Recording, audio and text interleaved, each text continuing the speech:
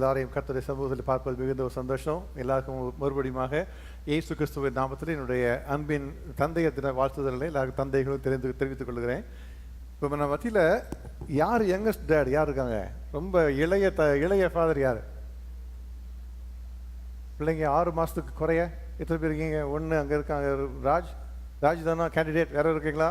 6 மாதத்துக்கு குறைய குழந்தை உள்ளது யாரு? யார? தையா? எஸ். நீட்டாவா?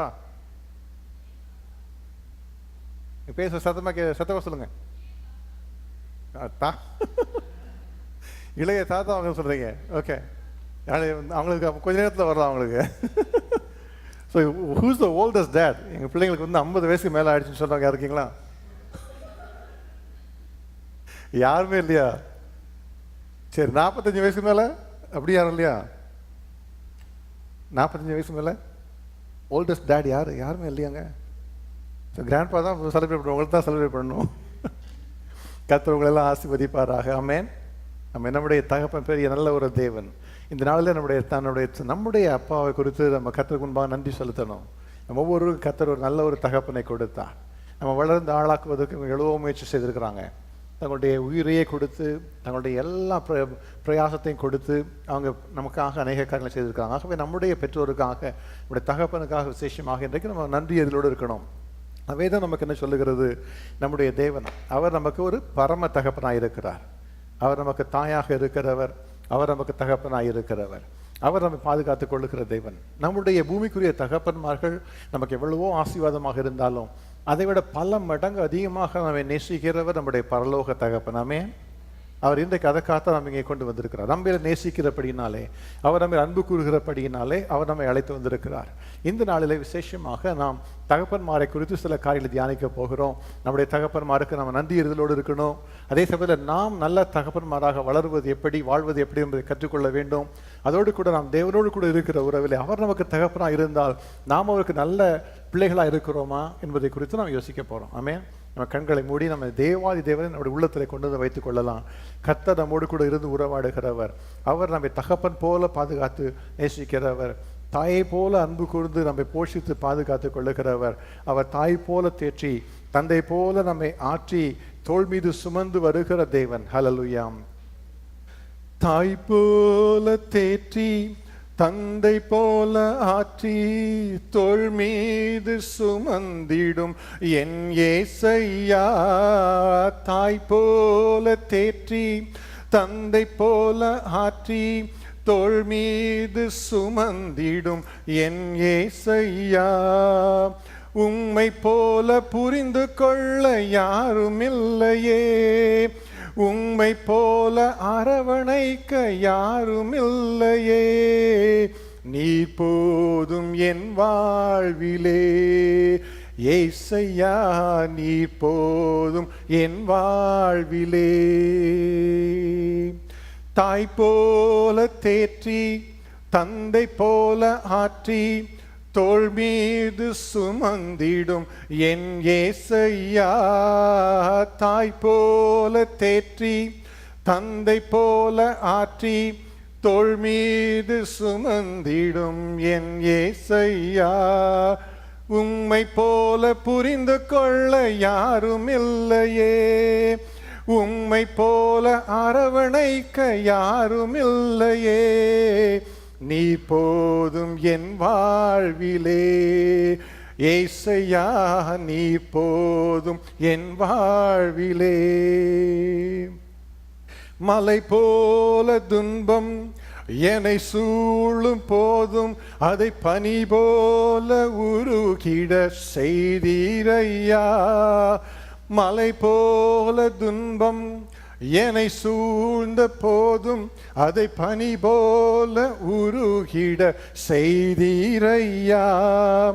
கண்மணி போல் என்னை காப்பவரே, உள்ளங்கையில் பொறித்தென்னை நினைப்பவரே. கண்மணி போல் என்னை காப்பவரே, உள்ளங்கையில் பொறித்தென்னை நினைப்பவரே. நீர் போதும் என் வாழ்விலே. ஏசையா நீர் போதும் என் வாழ்விலே. கர்த்தாவே, நாங்கள் உமக்கு நன்றி சொல்லுகிறோம். நீர் எங்களை தகப்பனை போல நேசிக்கிறவர், தாயை போல அன்பு கூர்ந்து எங்களை அரவணைக்கிறவர். ஆகவே தான் எங்கள் அன்போடு இந்த மாலைகளை கொண்டு வந்திருக்கிறீர். அதற்காக நாங்கள் உமக்கு நன்றி சொல்லுகிறோம். இப்பொழுது கர்த்தாவே, நீர் எங்களுக்கு கொடுத்த அருமையான தகப்பன்மார்களுக்காக நாங்கள் உமக்கு நன்றி சொல்லுகிறோம். எங்களுக்காக கர்த்தர் கொடுத்து இந்த பூமிக்குரிய தகப்பன்மார்களுக்காக உமக்கு ஸ்தோத்திரம். இப்பொழுது கர்த்தாவே, நாங்களுடைய வார்த்தைகளை தியானிக்கும் பொழுது பரலோக தேவனாகிய கர்த்தர், பரலோக தகப்பனாகிய கர்த்தர் எங்களோடு பேசுவீராக. இங்கே வந்திருக்கிற ஒவ்வொருடைய வாழ்க்கையில தேவைகள் உண்டு அல்லவா? பரலோக தேவனதை இன்னைக்கு சந்திக்க வேண்டுமாறு ஜெபிக்கிறேன். இயேசு கிறிஸ்துவின் நாமத்தினாலே கர்த்தாவே, வந்திருக்கிற ஒவ்வொருடைய குறைகளும் இன்றைக்கு மாறுவதாக, மன கலக்கங்கள் இன்றைக்கு விலகுவதாக. தெய்வாதி தேவன் கடந்து வந்து கர்த்தாவை அரவணைத்துக் கொண்டு உடைய சமாதானத்தை, சந்தோஷத்தை இன்றைக்கு நீ தருவீராக. கர்த்தர் தருகிறதற்காக உமக்கு ஸ்தோத்திரம். இயேசு கிறிஸ்துவின் நாமத்தில் பிதாவே, ஆமென். ஆதியாகமம் 17வது அதிகாரம் முதல் வசனத்தில் இருந்து உங்களோடு கூட சில காரியங்களை பேசி பகிர்ந்து கொண்டு நான் உங்களோடு கூட சேர்ந்து ஜெபிக்க விரும்புகிறேன். வேத புத்தகத்தில் முதலாவது இருக்கிற புத்தகத்தின் பெயர் ஆதியாகமம். அது தேவாதி தேவன் கர்த்தர் மனிதனை எப்படி படைத்தார், மனிதர்களை எப்படி உருவாக்கினார், பூமியை எப்படி உருவாக்கினார் என்பதை குறித்து, உருவாக்குவதை குறித்து, சிருஷ்டிப்பை குறித்து எழுதப்பட்ட ஒரு வேத புத்தகம். அந்த வேத புத்தகத்தில் எழுதப்பட்டிருக்கிற ஒரு மனிதனுடைய பெயர் ஆபிரகாம். அந்த ஆபிரகாமை குறித்து நான் இன்றைக்கு உங்களோடு கூட பேசி தேவாதி தேவன் பரம தகப்பன் எப்படிப்பட்டவர் என்பதை குறித்து உங்களோடு பேசி நான் ஜெபிக்க விரும்புகிறேன். ஆதியாகமம் 17வது அதிகாரம் முதல் வசனம் சொல்லுகிறது, ஆபிரகாம் 99 வயது ஆனபோது கர்த்தர் ஆபிரகாமுக்கு தரிசனமாகி, நான் சர்வ வல்லமையுள்ள தேவன், நீ எனக்கு முன்பாக நடந்து கொண்டு உத்தமனாய் இரு என்று சொல்லுகிறார். ஆங்கிலத்தில் பார்க்கும் பொழுது தெளிவாய் சொல்லுகிறது, when Abraham was 99 years old, the Lord appeared to him and said, I am El Shaddai, God Almighty, serve me faithfully and live a blameless life. In the English translation, it has a word El Shaddai. That is the original translation of the word. நான் சர்வ வல்லமையுள்ள தேவன் என்று சொல்லி தமிழிலே சொல்லப்பட்டிருக்கிறது. அதற்குரிய முக்கியமான பதம் என்ன என்று சொல்லி பார்ப்போம் என்று சொன்னால் எல் ஷடாய். எல் ஷடாய் என்று சொன்னால் தகப்பனை போல வல்லமை உள்ளவர், தகப்பனை போல பராக்கிரமசாலி, அதே சமயத்திலே தாயை போல அன்புள்ளவர் அவர். ஆகவேதான் தேவன் வந்து ஆபிரகாமை பார்த்து பேசும் பொழுது சொல்லுகிறார், நான் சர்வ வல்லமையுள்ள தேவன், நான் எல் ஷடாய், நான் உனக்கு தகப்பனாய் இருக்கிறேன் ஆபிரகாமே, நான் உனக்கு தாயாக இருந்து தாங்குகிறேன் ஆபிரகாமே, நீ எனக்கு முன்பாக நடந்து கொண்டு உத்தமனாய் இரு, அதை மாத்திரமே நான் கேட்கிறேன் என்று சொல்லி ஆபிரகாமோடு கூட கர்த்தர் பேசுகிறார். இந்த வசனத்தின் முக்கியத்துவம் என்ன? இது முதலாவது முறை தேவாதி தேவன் ஆபிரகாமோடு பேசுகிறார், முகமுகமாய் பேசுகிறார் என்று சொல்ல முடியாது. இதற்கு முன்பாகவே தேவன் ஆபிரகாமோடு கூட முகமுகமாய் பேசி இருக்கிறார். ஆபிரகாமுக்கு 75 வயதாக இருக்கும் பொழுது, அவன் காரானூர் என்கிற ஊரில் இருந்த பொழுது தேவாதி தேவன் அவனுக்கு தரிசனமானார். தரிசனமாகி அவர் ஆபிரகாமை நோக்கி சொல்லுகிறார், நீ உன் தேசத்தையும் உன் இனத்தையும் உன் தகப்பனுடைய வீட்டையும் விட்டு புறப்பட்டு நான் உனக்கு காண்பிக்கிற தேசத்துக்கு போ. நான் உன்னை பெரிய ஜாதியாக்கி உன்னை ஆசீர்வதித்து உன் பெயரை பெருமைப்படுத்துவேன். நீ ஆசீர்வாதமாயிருப்பாய். உன்னை ஆசீர்வதிக்கிறவர்களை ஆசீர்வதிப்பேன், உன்னை சபிக்கிறவர்களை சபிப்பேன். பூமியில் உள்ள எல்லா வம்சங்களும் உனக்கு முன்பாக ஆசீர்வதிக்கப்படும் என்று சொல்லி 7 விதமான ஆசீர்வாதங்களை கர்த்தர் ஆபிரகாமுக்கு முகமுகமாய் பேசி தருகிறார். அப்பொழுது ஆபிரகாமுக்கு என்ன வயது? 75 வயது. ஆபிரகாம் உடனடியாக தேவாதி தேவன் சொல்லிவிட்டார் என்று சொல்லி தன்னுடைய வீட்டை விட்டு விட்டார், தன்னுடைய தகப்பனை பெற்றோரை விட்டு விட்டார், இன ஜன பந்துக்களை விட்டு விட்டார். கர்த்தர் காண்பித்த இடத்துக்கு புறப்பட்டு வருகிறார். இப்பொழுது அவருக்கு 99 வயது ஆகிவிட்டது. 75 வயதிலே புறப்பட்டவர். 24 வருடங்கள் முடிந்து விட்டன. அவருக்கு பல ஆசீர்வாதங்களை கர்த்தர் கொடுத்தார். பூமி தாங்க முடியாத திரளான சம்பத்தை அவருக்கு கொடுத்தார். திரளான ஆடு மாடுகள், ஒட்டகங்கள், வேலைக்காரர்கள் என்று சொல்லி பல ஆசீர்வாதங்களை கர்த்தர் அவருக்கு கொடுத்தார். ஆனாலும் அந்த ஆபிரகாமுடைய உள்ளத்திலே ஒரு கேள்வி, என்ன நீங்க ஒரு தகப்பனாக மாற்றலையே கர்த்தாவே? இதுவரைக்கும் எல்லாத்தையும் கொடுத்துட்டீங்க, சொத்து கொடுத்துட்டீங்க, எத்தனையோ மக்களை கொடுத்துட்டீங்க எனக்கு, ஆனால் நான் இன்னும் தகப்பனாக மாறவில்லையே, எனக்கு ஒரு குழந்தை நீங்க தரலையே என்று சொல்லி ஒரு பெரிய ஏக்கம் அவருக்குள்ளாக. அப்பொழுது அந்த 25வது வருடத்திலே கர்த்தர் அவருக்கு ஆசீர்வாதமாக ஒரு மகனை கொடுக்கிற வேளை வந்து விட்டது. 24 வருஷம் முடிந்து விட்டது. அவருக்கு 100 வயது ஆகும் பொழுதுதான் அவருக்கு ஈசாக்கு என்கிற ஒரு அருமையான ஒரு குமாரனை கர்த்தர் கொடுத்தார்.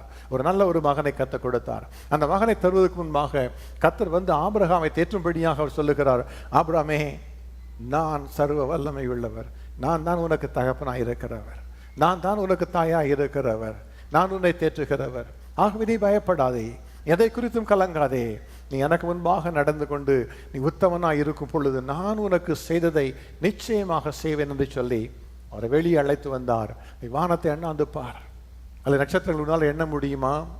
நட்சத்திரங்களை எல்லாம் எண்ண முடியாத அளவுக்கு திரளான சந்ததியை நான் உனக்கு தருவேன், கடற்கரை மணலை பார்க்கலும் அதிகமான மக்கள் உனக்கு பிறப்பார்கள் என்று சொல்லி மறுபடியும் கர்த்தர் அந்த வாக்குத்தத்தத்தை கொடுத்தார். அவர் ஒரு நல்ல தகப்பன். இன்னைக்கு இங்கே இருக்கிற உங்கள் ஒவ்வொருவரையும் பார்த்து அவர் சொல்லுகிறார், நான் சர்வ வல்லமை உள்ள தேவன், நீ எனக்கு முன்பாக நடந்து கொண்டு உத்தமனாய் இரு மகனே, நீ எனக்கு முன்பாக நடந்து கொண்டு உத்தமனாய் இரு மகளே, நான் உன்னை ஆசீர்வதிப்பேன், உன்னுடைய பெயரை பெருமைப்படுத்துவேன் என்று சொல்லி கர்த்தர் சொல்லுகிறார். உபாகமம் 1 அதிகாரம் 31வது வசனத்திலே தேவாதி தேவனை குறித்து மோசே அவர் சொல்லுகிறார், ஒரு மனிதன் தன் பிள்ளையை சுமந்து கொண்டு போவது போல நீங்கள் நடந்து வந்த வழிகள் எல்லாவற்றிலும் அவர் உங்களை சுமந்து கொண்டு வந்ததை நீங்கள் கண்டீர்கள் என்று சொல்லி, அவர் நமக்கு நேசிக்கிற தேவன், நாம் நடக்க விடுகிற தேவன் அல்ல, நம்மை சுமந்து கொண்டு வருகிறவர். ஆமே, நடக்கும் போதெல்லாம் எத்தனையோ கஷ்டமா இருக்குன்னு யோசிக்கலாம், வேலையில் எவ்வளோ கஷ்டமா இருக்குது பாஸ்டர்னு சொல்லலாம். நீங்க உங்களுடைய பிரச்சனைகள் மத்தியிலே உங்களுடைய தோள் மீது சுமந்து கொண்டு வருகிற கர்த்தர் அவர், உங்களுடைய கண்ணீரை துடைக்கிற தகப்பன் அவர், உங்களை வழி நடத்துகிற தேவன் அவர். ஆகவேதான் அவர் சர்வ வல்லமை உள்ள தேவன். அவர் தகப்பனை போல உங்களை நேசிக்கிறவர், தாயை போல உங்களை பாதுகாத்து வழி நடத்துகிறவர். இயேசு கிறிஸ்துவை குறித்து பார்க்கும் பொழுது இயேசு தன்னுடைய பிதாவை குறித்து அதிகமாக அவர் சொன்னார். நானும் பிதாவும் ஒன்றாய் இருக்கிறோம் என்று சொல்லி யோவான் 10வது அதிகாரம் 30வது வசனத்தில் இயேசு சொன்னார், பிதாவுக்குரியெல்லாம் என்னுடையவைகள் என்று அவர் சொன்னார். பிதா தனக்குரிய எல்லாவற்றையும் எனக்கு கொடுத்திருக்கிறார் என்று சொன்னார். நியாய தீர்ப்பு செய்கிற அதிகாரத்தை பிதா எனக்கு கொடுத்திருக்கிறார் என்று பிதாவை குறித்து அவர் பேசினார். பிதாவை குறித்து சொல்லும் பொழுது அவர் சொல்லுவார், என்னுடைய ஜீவனை நான் கொடுக்கவும் எனக்கு அதிகாரம் உண்டு, மறுபடியும் அதை எடுத்துக்கொள்ளவும் எனக்கு அதிகாரம் உண்டு, இந்த கட்டளையை என் பிதாவிடத்தில் பெற்றுக்கொண்டேன் என்று சொல்லி அவர் சொல்லுகிறார். எப்பொழுதுமே பிதாவை குறித்து அவர் பெருமையாக பேசினார். ஆமென். நம்மளும் கூட அப்படிதான் சொல்லுவோம், எங்கள் அப்பா பற்றி தெரியுமா உங்களுக்கு, எல்லாம் பண்ணிக்கா எனக்காக எது சொல்லி சொல்லுவீங்க, பியூலாட்டை கேட்டு பாருங்க சொல்லுவா அப்பாவை பற்றி. எங்கள் அப்பா எனக்கு எல்லாம் வாங்கி கொடுத்துருவாங்க, நீங்கள் எனக்கு 5 பைசா தர மாட்டேன்னீங்க, எங்கள் அப்பாட்ட கேட்டால் போதும் 500 ரூபாய் எடுத்து கொடுத்துருவாங்க என்று சொல்லுவோம். அப்படி ஒவ்வொருத்தரும் சொல்லுவோம்ல, நம்முடைய பெற்றோரை பற்றி நமக்கு அவ்வளோ பெரிய பெருமை, பெரிய ஒரு நன்மை நமக்கு. வேதம் என்ன சொல்லுகிறது? மத்தேயு 7வது அதிகாரம் 9 முதல் 11 வசனங்களிலே, உங்களில் எந்த மனுஷன் ஆகிலும் தன்னிடத்தில் அப்பத்தை கேட்கிற தன் மகனுக்கு பாம்பை கொடுப்பானோ, கல்லை கொடுப்பானோ? மீனை கேட்டால் அவனுக்கு பாம்பை கொடுப்பானோ? ஆகையால் பொல்லாதவர்களாகி நீங்கள் உங்கள் பிள்ளைகளுக்கு நல்ல ஈவுகளை கொடுக்க அறிந்திருக்கும் பொழுது பரமபிதாவானவர் நம்மிடத்தில் வேண்டிக் கொள்ளுகிறவர்களுக்கு நன்மையானவைகளை கொடுப்பது அதிக நிச்சயம் அல்லவா என்று கர்த்தர் சொல்லுகிறார். அல்லையா? அவர் தான் நம்முடைய தேவன். நம்முடைய அப்பாவுக்கு எவ்வளோ பெருமை பாராட்டலாம், ஆனால் அவன் எல்லாத்துக்கும் மேலாக நமக்கு ஆசீர்வாதங்களை அள்ளி தருகிற கர்த்தர் நம்முடைய தேவன். அவர் நம்முடைய பரலோக தேவன், அவர் நம்முடைய பரலோக தகப்பன். என்னுடைய அப்பாவை குறித்து எனக்கு நன்றாக ஞாபகம் இருக்குது. ரொம்ப டிசிப்ளினாக இருப்பாங்க. அவங்க வெளியே வந்தாங்கன்னா எல்லோரும் பயந்து ஓடிடுவோம். வீட்டுக்குள்ள வந்தாங்கன்னா போதும், டேபிள்லாம் இப்படி க்ளீனாக இருக்கணும். நாங்கள்லாம் வரலாம், அவங்க இல்லாதப்ப எடுத்து ஸ்டேபிள் வச்சு விளையாடுவோம். அவங்க இருந்தாங்கன்னா தொட முடியாது, அவங்க ஆஃபீஸ் டேபிள் தொட முடியாது. அந்த ஸ்டேபிள் இந்த பக்கம் வச்சுருப்பாங்க, எடுத்து ஏதாவது பயன்படுத்திங்க வச்சுன்னு வச்சுக்கோங்க. வந்தோடனே கண்டுபிடிச்சோம், யார் எடுத்து இந்த பக்கம் வச்சது அப்படின்னு கேட்பாங்க. அதான் எப்படி தெரியும், யாருக்குமே தெரியாது, எல்லாத்தையும் கண்டுபிடிச்சிருவாங்க. வீட்டுக்குள்ளே வரும் பொழுதே, வீடு நீளமாக இருக்கும், பல அறைகள் உண்டு. வீட்டுக்குள்ளே வரும் பொழுதே கேட்பாங்க, எங்கே பிரபாகர் எங்கே போனான் இது கேட்பாங்க. எல்லாரும் மற்ற வீட்டில் இருப்போம், மற்றவங்கலாம் யார் வீட்டில் இல்லையோ அவனை தான் கேட்பாங்க. உங்களுக்கு நல்லா கரெக்டாக தெரியும், உங்களுக்கு யார் இல்லை வீட்டில் சொல்லி உங்களுக்கு தெரியும். அவங்க சாயங்காலம் வேலையிலேருந்து வீட்டுக்கு வந்தால் வீட்டில் எல்லோரும் இருக்கணும். அதுதான் அவங்களுக்கு வந்து ஒரு பெரிய ஒரு இது. அவங்கள பார்த்தா அவங்களுக்கு தான் பயம். மூஞ்சில் நேராக பார்க்க மாட்டோம். அவங்க பக்கத்தில் உட்காந்து சைடில் அப்படி விலகி போயிடுவோம், பேசவே மாட்டோம். ஒரு எங்கள் அப்பா ஒரு பைக் ஆக்சிடென்ட் ஆகிட்டாங்க. ஒரு நாய் வந்து பைக்கில் விழுந்து கீழே விழுந்து நல்லா அடிபட்டு உடம்புலாம் காயம், கட்டெலாம் போட்டு வந்து உட்காந்துருக்குறாங்க. நான் வீட்டுக்கு வர்றேன், நான் படித்து முடித்து விட சின்ன பையன் தான், வீட்டுக்கு வரேன். எங்கள் அப்பா அங்கே இருக்கிறாங்க, அவங்களோட உருவம் தான் எனக்கு தெரியுது. அவங்களுக்கு அடிபட்டுருக்குது, அவங்களுக்கு ஆக்சிடென்ட் ஆனாங்க, அதெல்லாம் எனக்கு தெரியாது. பார்க்கக்கூட எனக்கு துணிவு இல்லை, எனக்கு விஷயம் தெரியாது. அவங்களுக்கு இந்த மாதிரி ஆயிடுச்சுன்னு தெரியாமல் இந்த பக்கமாக நடந்து போயிட்டேன் உள்ள. அவங்களுக்கு அடிபட்டு உட்காந்துருக்காங்க, எனக்கு அது கூட தெரியல. ஏன்னா அவ்வளோ பயப்படுவோம். எங்கள் அப்பாவை பார்க்குறதுக்கு பயப்படுவோம். நேரம் எங்கள் அம்மாட்ட கிச்சனுக்குள்ள தான் போனேன். அம்மா கேட்டாங்க, அப்பாவை பார்த்தியா அப்படின்னு கேட்டாங்க. பார்த்தேனே அப்படின்னு சொன்னேன். ஆக்சிடென்ட் ஆகிது பார்த்தியா? அது கூட பார்க்கல. அவ்வளோ பயம். எங்கள் அப்பான்னா அவ்வளோ பயம். ஆனால் அவங்க மிகுந்த அன்புள்ளவர்கள். அவ்வளோ டெரர். நாங்களாம் பயப்படுவோம். ஆனால் அவங்க மிகுந்த அன்புள்ளவர்கள். எங்களை பற்றி அது ரொம்ப கண்டிப்பாக வளர்த்தாங்க. ஒரு நாளில் முதல் முறையாக நான் ஒரு ஆலயத்திலே நான் பிரசங்கம் பண்ணுகிறேன். எங்களுடைய ஊரில் உள்ள சபையில் பிரசங்கம் பண்ணுகிறேன். எனக்கு வயது 17-18 வயசு தான் இருக்குன்னு நினைக்கிறேன். அந்த சபையில் எப்படி என்னை பேச விட்டாங்க எனக்கு இன்னைக்கும் தெரியல. பேசிட்டேன். முடித்த உடனே எனக்கு சாயங்காலம் வீட்டுக்கு வந்த உடனே பார்த்தா எங்கள் அப்பா ரொம்ப அருமையாக என்னை புகழ்ந்து பாராட்டினாங்க. அவங்க சொன்ன வார்த்தையெல்லாம் இந்த உள்ளத்தில் அப்படியே இருக்குது. இன்றைக்கி அநேக இடத்துல பேசலாம். ஆனால் நான் முதலாவதாக நான் செய்தி கொடுத்த உடனே எங்கள் அப்பா வந்து என்கிட்ட பேசினாங்களே, அதுதான் எனக்கு நல்ல ஞாபகம். அன்றைக்கு இரவில் எனக்கு ஒரு பயங்கர ஃபீவர். 2 நாள் எழுந்திருக்கல. பெட்டில் படுத்துருந்தேன். ஸ்கூலுக்கு போகலை. அப்போ ராத்திரி எங்கள் அப்பா வந்து கேட்குறாங்க எம்மாட்ட, எனக்கு என்ன ஆச்சு என்று கேட்குறாங்க. ஒரு 11:30 மணி இருக்குன்னு நினைக்கிறேன். நான் தூங்கிட்டு இருக்கிறேன் நினச்சி அவங்க பேசி கொள்ளுறாங்க. நான் கண்ணை கூட திறக்கலை. பயம். அந்த கண்ணை கூட திறக்கலை. ஆனால் எங்கள் அப்பா வந்து ராத்திரி 11:30 வந்து எவ்வளோ ஃபீவர் இருக்குதுன்னு கையை தொட்டு பார்த்தாங்க. அது சின்ன ஒரு காரியம். அன்பை எனக்கு விளக்கப்பட்டு, உங்களுக்கு தான் அன்பு அவ்வளவு பெரிய அன்புள்ள ஒரு தகப்பனை கொடுத்துக்கிறாங்க. ஆமே, அதை விட 1000 மடங்கு அன்புள்ளவர். அவர் தான் நம்முடைய தேவன். ஆமே, அவர் தான் நம்முடைய தேவன். பின்னாலே வந்து நம்ம பார்ப்பார். அவர் சொல்லுவார், என்னோட பிள்ளைகளுடைய பாதம் கல்லில் இடக்கூடாது சொல்லி தூதர்களுக்கு கட்டளையிடுவாராம். அவர்கள் நம்முடைய பாதங்கள் கல்லில் இடாதபடிக்கு நம்ம ஏந்தி கொண்டு போவார்கள் என்று வேதம் சொல்லுகிறது. அவர் தான் நம்முடைய பரம தகப்பன். அவர் என்ன சொல்லுகிறார் தெரியுமா? எல்லாருக்கும் ஒரே பிதா உண்டு, நம்ம எல்லாருக்கும் அவர் தேவன், அவர் பிதாவாக இருக்கிறார் சொல்லி, அவர் எப்படி அன்புள்ள தகப்பனாக இருக்கிறாரோ அப்படியாக எங்கிற ஒவ்வொரு தகப்பன்மாரும் அவரை போல தகப்பன்மாராக மாற வேண்டும் என்று சொல்லி அவர் விரும்புகிறார். ஆமென். பிதாக்களை குறித்து, தகப்பன்மாரை குறித்து வேதம் சொல்லுகிற ஒரு 3 காரியங்களை நான் உங்களோடு கூட பகிர்ந்து கொண்டு நான் ஜெபிக்க விரும்புகிறேன். முதலாவதாக எபேசியருக்கு எழுதின நிருபம் 6வது அதிகாரம் 4வது வசனம் ஒரு காரியத்தை நமக்கு சொல்லுகிறது. எபேசியர் 6:4, பிதாக்களே, நீங்களும் உங்கள் பிள்ளைகளை கோபப்படுத்தாமல் கர்த்தருக்கேற்ற சிக்ஷையிலும் போதனையிலும் அவர்களை வளர்ப்பீர்களா.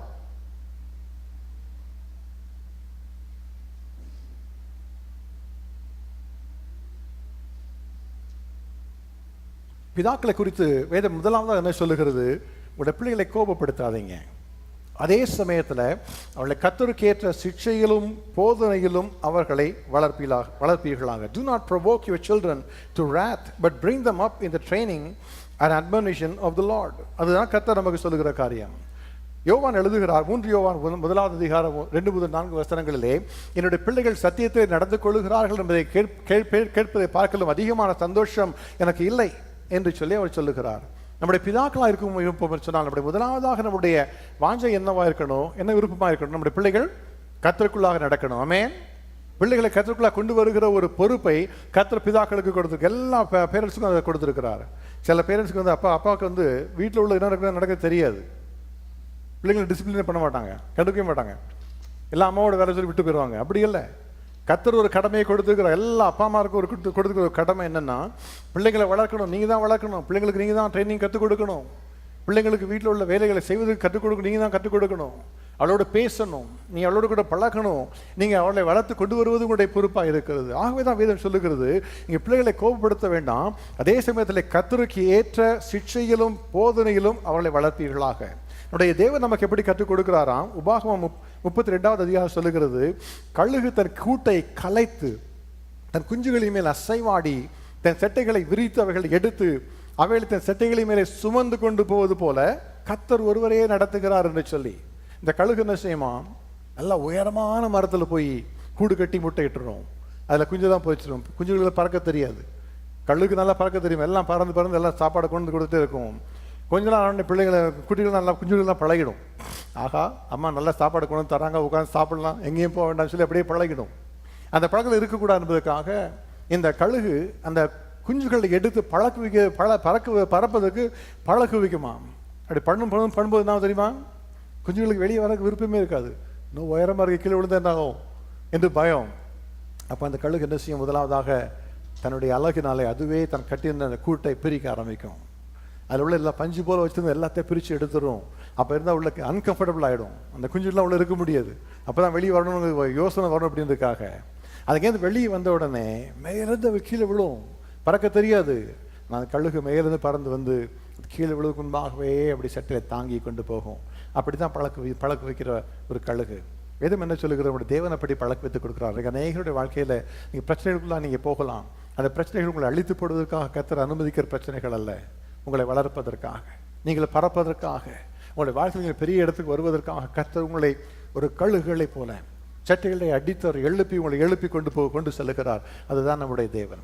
அது மாத்திரமல்ல, வேதம் சொல்லுகிறது அவர் காயப்படுத்தி காயம் கட்டுகிறார், அவர் அடிக்கிறார், அவருடைய கை தேற்றுகிறது. அவரே நம்மை அன்போடு அரவணைக்கிற தேவன். தப்பு பண்ணால் அடிக்கிறது தான் அவர் தான். அவர் அடி கொடுப்பார். அப்போ தான் நம்ம சரியான வழியில் நடப்போம். ஆகவே தான் தேவன் நம்மை சிக்ஷிக்கிற கர்த்தர் எவனிடத்தில் அன்பு கூறுகிறாரோ அவனை அவர் சிக்ஷித்து தாம் சேர்த்துக் கொள்ளுகிற எந்த மகனையும் தண்டிக்கிறார் என்று சொல்லி வேதம் சொல்லுகிறது. அவர் பிள்ளைகளை தண்டிக்கணும், அவருடைய பிள்ளைகளுக்கு கற்றுக் கொடுக்கணும். பெரும்பை கையாடாதவன் தன் மகனை பகைக்கிறான். நீ பெரும்பினால் அடுக்கிறது அவன் சாகான் என்று வேதம் நமக்கு கற்றுத் தருகிறது. ஆக பிள்ளைகளை கற்றுக் கொடுக்கணும், பிள்ளைங்களுக்கு டிசிப்ளின் பண்ணணும். அடி கொடுக்க வேண்டியதை கொடுக்க தான் செய்யணும் பிள்ளைகள் வளரும் பொழுது. அதே சமயம் எந்த நேரம் அடிச்சுட்டே இருக்கக்கூடாது. சில சமயத்தில் பிள்ளைங்களை அடிப்பாங்க பெற்றோர். அப்பா இன்னைக்கு தகப்பன் பார்த்தா அப்பா மட்டும் தான் வந்து பேச போகிறோம். நம்ம கண்ணு மணி தெரியாமல் அடிப்பாங்க. அப்படி இருக்கக்கூடாது. எதற்காக நீங்கள் பிள்ளைகளை அடிக்கிறீங்க? பிள்ளைகள் கற்றுக்கொள்வதற்காக, அவளை துன்பப்படுத்துவதற்காக அல்ல, அவளை காயப்படுத்துவதற்காக அல்ல, உங்களை பார்த்து அவங்க பயப்படுவோம் என்பதற்காக அல்ல. நீங்கள் அவர்களுடைய நன்மைக்காக, அவர்கள் கற்றுக்கொள்ள வேண்டும் என்பதற்காக ஒரு சிறிய அடி கொடுக்குறீங்க, அவ்வளோதான்.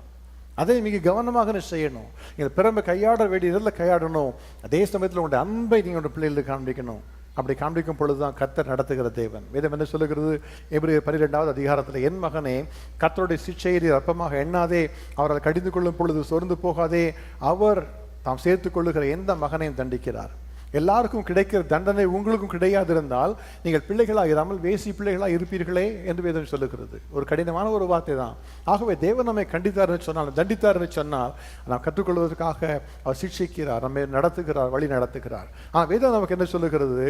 நாம் பெற்றோராக இருக்கும் பொழுது கர்த்தருக்கேற்ற சிக்ஷையிலும் போதனையிலும் அவர்களை வளர்க்க வேண்டும். சில சமயத்தில் அப்பா அம்மா வந்து அடிப்பாங்க, பிள்ளைகளுக்கு அப்பா எதுக்கு அடிக்கிறாங்க தெரியாது. அடிச்சுட்டு அப்பா போயிடுவார். பிள்ளைக்கு என்ன எதுக்காக அடித்தாலே தெரியாது. நீங்கள் பேசணும், என்னன்னு கற்றுக் கொடுக்கணும். நீ கற்றுக் கொடுக்கும் போது தான் அவன் கற்றுக்கொள்ள முடியும். ஆமென். அதை கற்றுக்கொள்ளணும். எப்படி கர்த்தர் என்ன செய்வார் சொல்லி கற்றுக்கொள்ளணும். வேதம் என்ன சொல்லுகிறது? தாவீதுக்கு ராஜா கர்த்தர் ஒரு பெரிய வாக்குத்தத்தத்தை கொடுக்கிறார். நான் என்னோட பிள்ளைகள்லாம் ஆசீர்வதிக்க போகிறேன். உன்னோட பிள்ளைங்களை யாராவது தவறு பண்ணால் நான் அவளை கோலினால் அடிப்பேன், அடித்தவங்களை தேற்றுவேன்னா என்னுடைய கிருபையை அழைத்து விளக்காதிருப்பேன் அவர் சொல்லுகிறார். நான் சவுலை விட்டு என்னோட கிருபை விளக்கிட்டேன், அதை விட்டு அவன் அறுப்புண்டு போயிட்டான். அப்படி கிடையாது. உன்னுடைய பிள்ளைகளை யாராவது தவறு பண்ணாங்க, நான் அவளை தண்டித்து நான் சேர்த்துக் கொள்வேன் என்று கர்த்தர் சொல்லுகிறார். அப்படிதான் கர்த்தர் நம்மை தண்டித்து அவர் சேர்த்துக் கொள்ளுகிற தேவன். அவர் நம்மோடு கூட இருந்து நம்மை வழி நடத்துகிற தேவன். பிள்ளையானவன் நடக்க வேண்டிய வழியிலே அவனை நடத்து, அவன் முதிர் வயதிலும் அதை கைவிடாதிருப்பான் என்று சொல்லி வேதம் சொல்லுகிறது. அது மாத்திரமல்ல, கொலோசியர் 3:21 சொல்லுகிறது, பிதாக்களே உங்கள் பிள்ளைகள் திடனற்று போகாதபடி அவர்களுக்கு கோபமூட்டாதிருங்கள், அவர்கள் கற்றுக் கொடுங்கள் என்று சொல்லி. டென்னிஸ் ரெய்னி என்று சொல்லி ஒரு அருமையான ஒரு தெய்வ மனிதர் உண்டு. ஃபேமிலி லைஃப் டுடே என்கிற ஒரு நிகழ்ச்சி நடத்துகிறார். அவர் ஒரு முறை தன்னுடைய வாழ்க்கையில் நடந்த ஒரு காரியத்தை குறித்து அவர் பேசிக் கொண்டிருந்தார். அவரும் அவருடைய மகனை கூட்டிக் கொண்டு அவர் ஃபிஷிங் போனாங்களாம். ஃபிஷிங் போகும்போது என்னுடைய கனடா தேசத்திலே நம்முடைய நார்த் வெஸ்டர்ன் சைடில் அங்கே ஃபிஷிங் போகும்பொழுது நல்ல வெயில், நல்ல அருமையான ஒரு காலநிலை. அங்கே ஃபிஷிங் போய் போட்டில் போய் ஃபிஷிங் போயிட்டே இருக்காங்க. ஒன்றுமே மீனே கிடைக்கல. நேரம் ஆயிடுச்சு, 7 மணி ஆகுது, மீன் கிடைக்கல. 8 மணி ஆயிடுச்சு, இன்னும் மீன் கிடைக்கல. 9 மணி ஆயிடுச்சு ராத்திரி. அது நல்ல ஒரு சம்மர் டைமாக இருந்தாலும் நல்ல வெளிச்சம் இருந்தது. இன்னும் ஃபிஷ் போயிட்டு கடைசி 9 மணிக்கு ஒரு ஃபிஷ் பிடிச்சிட்டாங்க. அந்த பிடிச்சா பெரிய சந்தோஷம் அந்த பையனுக்கு. ஒரே குதிக்கிறான், ஐயோ இன்னைக்கு நாள் ஃபுல்லும் போனதுக்கு ஒரு அழகான ஃபிஷ்ஷை பிடிச்சிட்டு சொல்லி அந்த ஃபிஷ்ஷை எடுத்து வந்து பார்க்குறாங்க. அது நல்லா எப்படி இருக்குது, அதை வெயிட் பண்ணி பார்க்கணும். அது வெயிட்லாம் பண்ணி பார்த்த பொழுது அது வந்து 15.5 15.5 இன்ச்சஸ் லாங் இருந்து தான். அந்த இடத்துல உள்ள கட்டுப்பாடு என்னன்னா, 16 இன்ச் இல்லை அப்படின்னா ஃபிஷ்ஷை கொண்டு வரக்கூடாது வெளியே.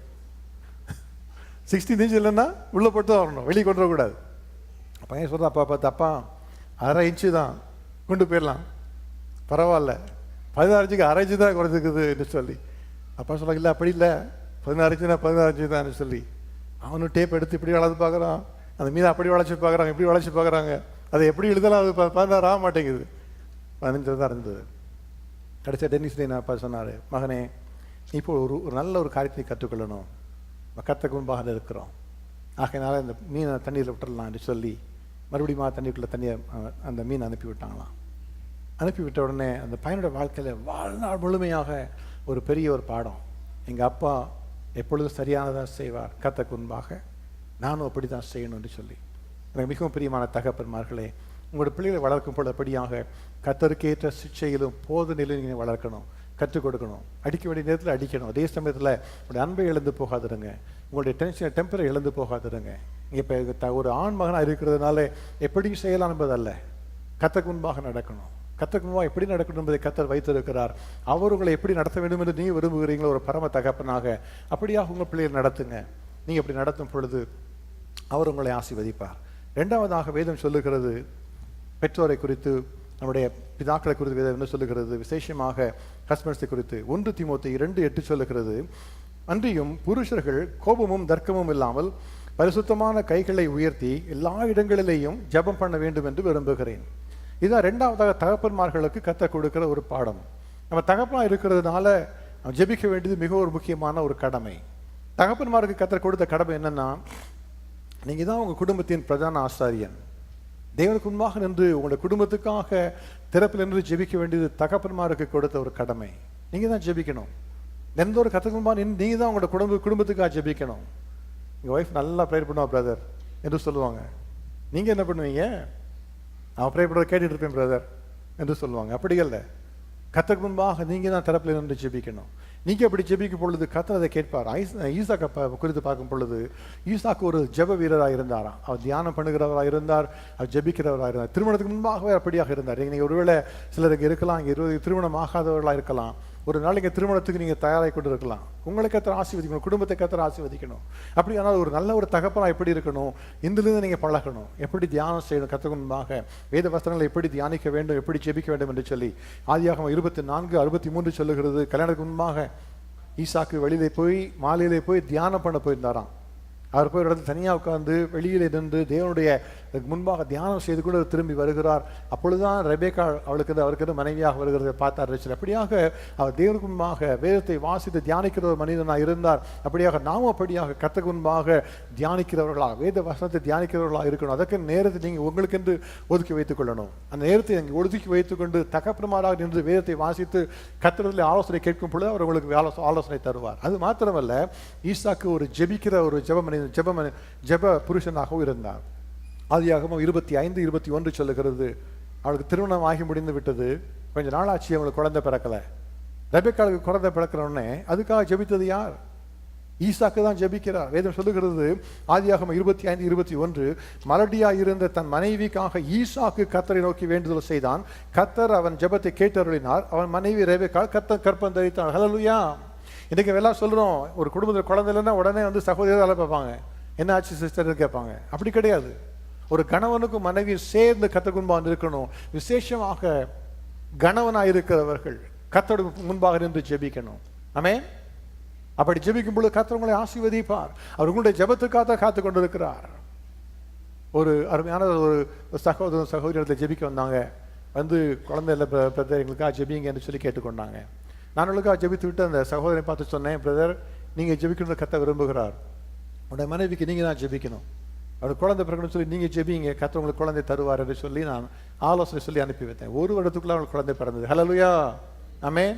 நீங்கள் இன்றைக்கு நீங்கள் இருக்கிற ஒவ்வொரு தகப்பன்மாரும் கர்த்தருக்கு முன்பாக நீங்கள் உங்களுக்காக தேவனுக்கு முன்பாக நீங்கள் ஒரு பிரதான ஆசாரியாக இருக்கிறீங்களா என்று சொல்லி அறிந்து யோசித்து பார்க்கணும். உங்களுடைய வாழ்க்கையிலே கர்த்தருக்கு முன்பாக குடும்பத்துக்காக ஜெபிக்கிறது, குடும்பத்தில் பிள்ளைகளுடைய சூழ்நிலைக்காக ஜெபிக்கிறது, குடும்பத்தில் பிள்ளைகளுடைய வாழ்க்கையில ஒவ்வொரு காரியத்துக்காக ஜெபிக்கிறது, அதற்காக உங்களை அர்ப்பணித்துக் கொள்ள வேண்டும். யோபுவை குறித்து பார்க்கும் பொழுது, யோபுவின் புஸ்தகம் 1வது அதிகாரத்திலே யோபுக்கு ஒரு பழக்கம் இருந்ததுதான். அவர் என்ன செய்வார், ஒவ்வொரு முறையும் தன்னுடைய பிள்ளைகள்லாம் கூடி, அவங்க வீட்டிலாம் கூடி எல்லாம் கொண்டாட்டமாக கூடும் பொழுது அவர்களுக்காக ஜெபிப்பாராம். அவளுக்காக பலியிட்டு, ஒருவேளை என்னுடைய பிள்ளைகள் தன்னுடைய இருதயத்தில் கர்த்தரை மறுதலித்திருப்பான்னு சொல்லி அவர்களுக்காக பலியிட்டு அவர்களுக்காக மன்றாடி ஒவ்வொரு நாளும் ஒவ்வொரு பிள்ளைகளுக்காக ஜெபித்து கொண்டு இருந்தாராம். எப்போ? பிள்ளைங்க சின்ன பிள்ளைங்களா இருக்கும்போது இல்லை, அவங்களாம் வளர்ந்து கல்யாணம் ஆயிடுச்சு, அவங்களாம் அவங்க வீட்டில் இருக்கிறாங்க. ஆனால் அவங்களுக்காக அவர் தான் இருக்கிற இடத்துலேருந்து வாழ்நாள் முழுவதுமாக ஜெபித்து கொண்டே இருந்தார். ஹல்லேலூயா! அதுதான் ஒரு தகப்பனுடைய கடமை. ஹல்லேலூயா! அப்படி ஜெபிப்பதற்காக உங்களை நீங்கள் அர்ப்பணித்துக் கொள்ள வேண்டும். வேதம் என்ன சொல்லுகிறது? சோர்ந்து போகாமல் எப்பொழுதும் ஜெபம் பண்ண வேண்டும் என்று சொல்லி, இரவும் பகலும் தம்மை நோக்கி கூப்பிடுவர்களாகிய தம்மால் தெரிந்து கொள்ளப்பட்டுள்ள விஷயத்திலே கர்த்தர் நீடிய பொறுமையுள்ளவராக இருந்து அவர்களுக்கு நியாயம் செய்யாமல் இருப்பாரோ நிச்சயமாக நியாயம் செய்வார் என்று சொல்லி வேதம் சொல்லுகிறது. இன்றைக்கும் கர்த்தர் உங்களுடைய வாழ்க்கையில உங்களுடைய தேவையை சந்திக்க வேண்டும் என்று சொன்னால் நீங்க ஜெபிக்கணும், கணவன்மா ஜெபிக்கணும். இன்றைக்கு அநேக குடும்பங்களில் கணவன்மா ஜெபிக்காததுனால தான் பிரச்சனை. வீட்டில் எல்லாம் பிள்ளைங்களாம் ஜெபிப்பாங்க, ஹஸ்பண்ட்லாம் சொல்லுவாங்க எல்லாம் ஜெபிங்கன்னு சொல்லுவாங்க, ஆனால் அவங்க ஜெபிக்க மாட்டாங்க. ஒய்ஃப்ட்ட சொல்லுவாங்க நல்லா ஜெபம் பண்ணி எனக்காக வேலை ஒரே பிரச்சனை அப்படின்னு சொல்லிட்டு வேலைக்கு போயிடுவாங்க, அவங்க ஜெபிக்க மாட்டாங்க. அப்படி கிடையாது, நீங்கள் ஜெபிக்கணும். நீங்கள் ஜெபிக்கும் பொழுது கர்த்தர் உங்களை ஆசீர்வதிப்பார். ஹல்லேலூயா! இந்தியாவில் நாகப்பட்டினத்திலே ஒரு அருமையான சகோதரர் இருக்கிறார். அவருடைய பெயர் நம்பிக்கை பரமேஸ்வரர். அதுக்கு எத்தனை பிள்ளைங்க தெரியுமா? 36 பிள்ளைங்க. 36 பிள்ளைங்க. பார்த்தீங்களா ஃபோட்டோவில்? 36 பிள்ளைங்க. நம்பிக்கை பரமேஸ்வரர். அதுக்கு 36 பிள்ளைங்க வந்தது எப்படி நீங்கள் யோசிக்கலாம்? அதுக்கு முதல்ல இருந்தது 3 பிள்ளைங்கள் தான் இருந்தாங்க. நாகப்பட்டினத்தில் அவருடைய வீடு கடற்கரைக்கு அருகாமையில் உள்ள வீடு. 2004ஆவது ஆண்டு டிசம்பர் மாதம் 26ஆம் தேதி ஒரு பெரிய ஒரு சுனாமி இந்திய தேசம் முழுமையாக தாக்க ஆரம்பித்தது. அன்றைக்கு தான் அவருடைய பேர் பரமேஸ்வரன், அவருடைய பிறந்த நாள். அவர் 3 பிள்ளைகளை கூப்பிட்டு கொண்டு கடற்கரைக்காக சென்றிருந்தாராம். கடற்கரை உட்காந்து எல்லாரும் பீச்சில் விளையாண்டுட்டு இருக்கிறாங்க, பட்டணத்தில் எல்லாரும் உட்காந்து விளையாண்டு கொண்டு இருக்கிறாங்க.